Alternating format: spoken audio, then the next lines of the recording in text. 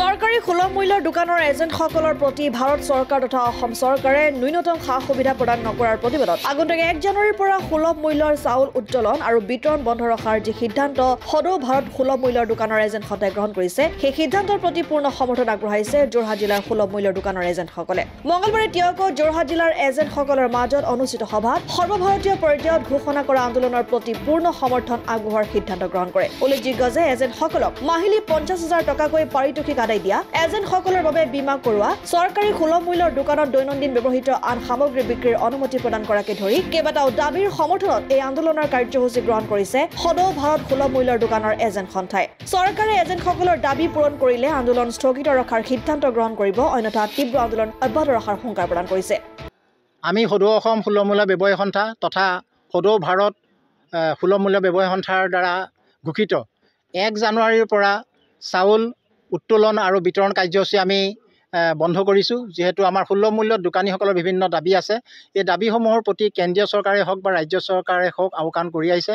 আমি চৰকাৰৰ প্ৰতি আহ্বান জনাইছোঁ, আমাৰ দাবীসমূহ তেখেতসকলে বিবেচনা কৰক আৰু বিবেচনা কৰিলে আমি আন্দোলনৰ কাৰ্যসূচী যদি সম্ভৱ হয় উঠাই লোৱা সম্ভাৱনা থাকিব।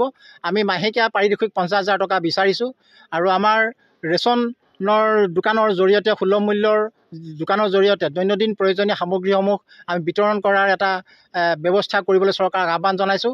আমাৰ দোকানীসকলৰ যিটো নিৰাপত্তা নাই, নিৰাপত্তাৰ কাৰণে এটা ইঞ্চুৰেঞ্চ প্ৰতিজন দোকানীৰ অসমত 33,500 সুলভ মূল্যৰ দোকানী আছে, তেখেতসকলৰ প্ৰতি এটা ইঞ্চুৰেঞ্চ কৰাবৰ কাৰণে চৰকাৰক জনাইছোঁ। যিহেতু ৰাজ্যখনৰ বিভিন্ন সময়ত আমি চৰকাৰৰ SOP মানি আহিছোঁ। তেখেতসকলে কয় 10 তাৰিখৰ পৰা 16 তাৰিখলৈ চাউল বিতৰণ কৰক, আমি সেইভাৱে চাউল বিতৰণ কৰি আহিছোঁ। এতিয়া কৈছে আমাক 1 তাৰিখৰ পৰা 10 তাৰিখৰ ভিতৰত চাউল বিতৰণ কৰক, আমি সেইটোও মানি আহিছোঁ।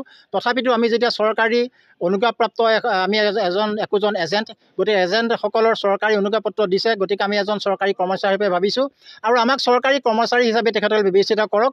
আমাৰ দোকানীসকলৰ জীৱন জীৱিকাৰ নিৰাপত্তাৰ খাতিৰত তেখেতসকলে আমাৰ দোকানীসকলৰ প্ৰতি সহানুভূতিৰ দৃষ্টি দিয়ক। কেন্দ্ৰীয় চৰকাৰেই হওক ৰাজ্য চৰকাৰেই হওক, তেখেতসকলে যিহেতু ৰাষ্ট্ৰীয় খাদ্য সুৰক্ষা আইন 2013 এখন ৰাষ্ট্ৰীয় আঁচনি, গতিকে আমি মাননীয় প্ৰধানমন্ত্ৰী ডাঙৰীয়াক আমি আহ্বান জনাম, তেখেতে সদৌ ভাৰত সুলভ মূল্য ব্যৱসায়ী সন্থাৰ যি দাবী আছে সেই দাবীসমূহৰ প্ৰতি সহানুভূতিৰ দৃষ্টিভংগীৰে চাওক।